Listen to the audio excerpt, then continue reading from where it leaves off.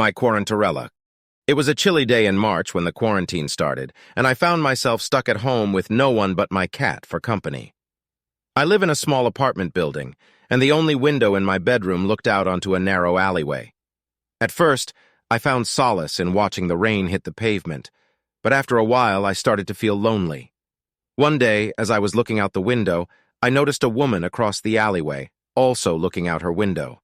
She caught my eye, and we exchanged a small smile. After that, we would sometimes catch each other's gaze, but we never spoke until the day I decided to hold up a sign that said, "Hello." She laughed and held up a sign in response. "Hey there, my name is Sarah." We exchanged a few more signs, and I found out that she was in the same situation as me, living alone in quarantine. We began communicating every day through our windows, sharing stories and jokes to pass the time. I looked forward to our conversations, and it felt like we were becoming closer. As the weeks went by, we got to know each other even better. Sarah was funny, intelligent, and had a contagious zest for life. I found myself looking forward to our talks, and my heart would race whenever she would flash me a smile. We even started to have virtual movie nights where we would watch the same film at the same time and text each other our reactions. One day, Sarah held up a sign that said, "I have something to tell you." I felt my heart skip a beat as I held up a sign in response. "What is it?" She held up another sign. "I think I'm falling for you." I couldn't believe it.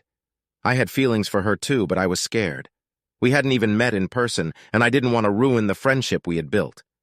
I held up a sign that said, "I like you too, but let's wait until quarantine is over to see where this goes." She nodded and smiled, and we went back to our usual conversations. Days turned into weeks, and our conversations became more flirtatious. We would send each other silly memes and funny videos, and we even started to talk about what we would do once we could finally leave our apartments.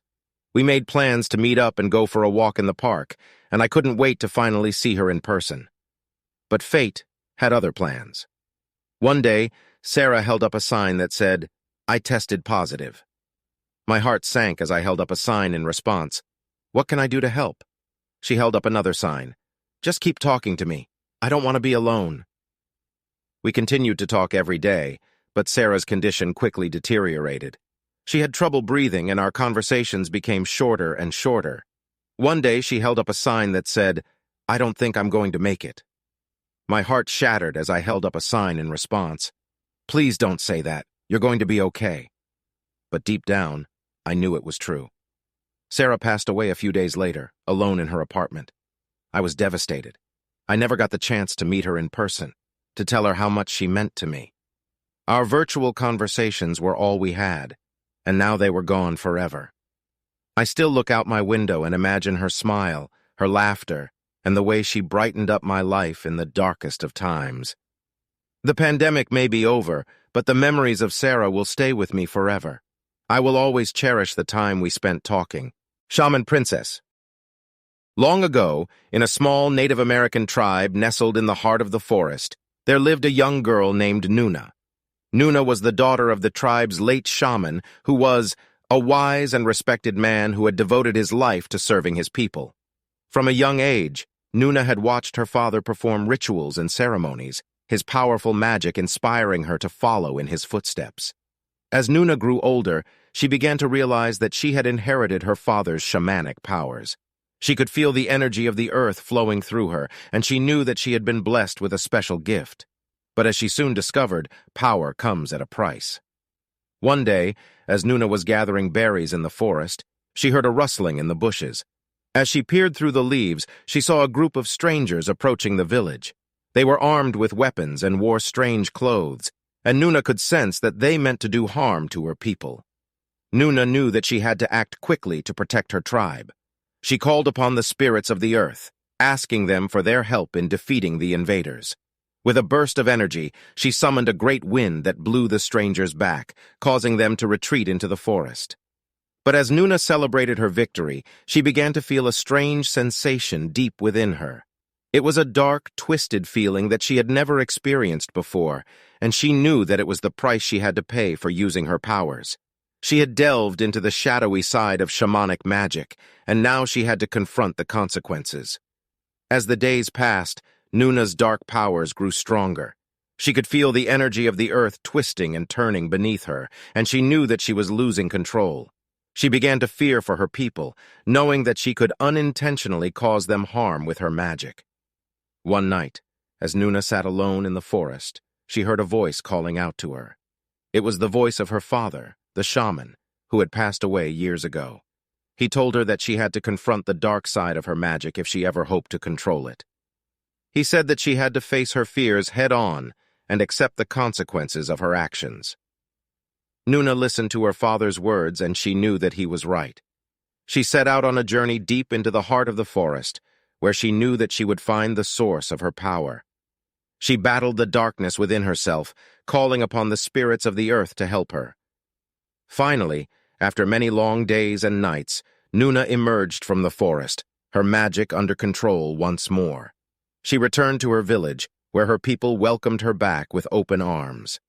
They knew that she had undergone a great ordeal, and they respected her all the more for it.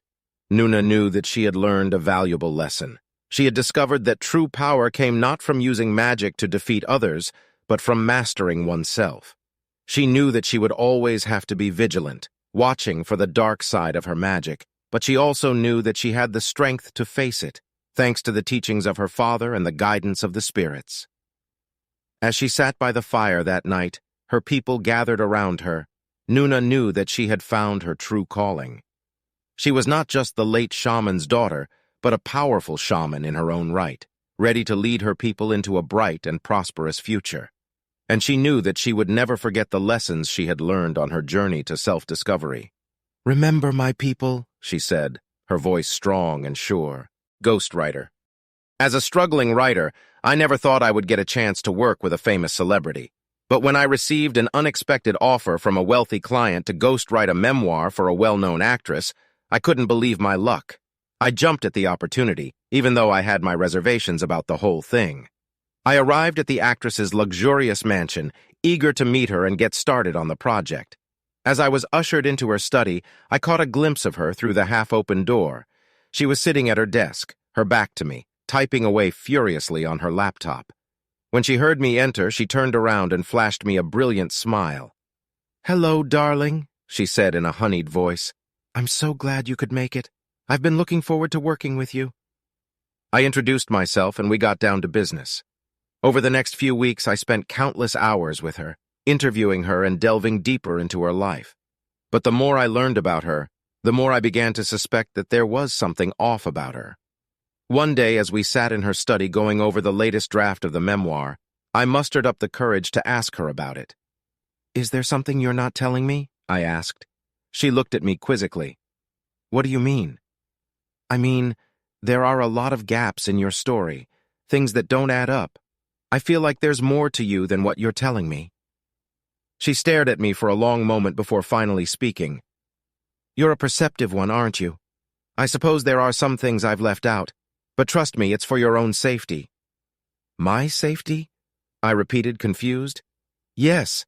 You see, there are people out there who would do anything to get their hands on my secrets. Dangerous people, people who would stop at nothing to silence me." I felt a chill run down my spine. "What kind of secrets?" She leaned forward, her eyes intense.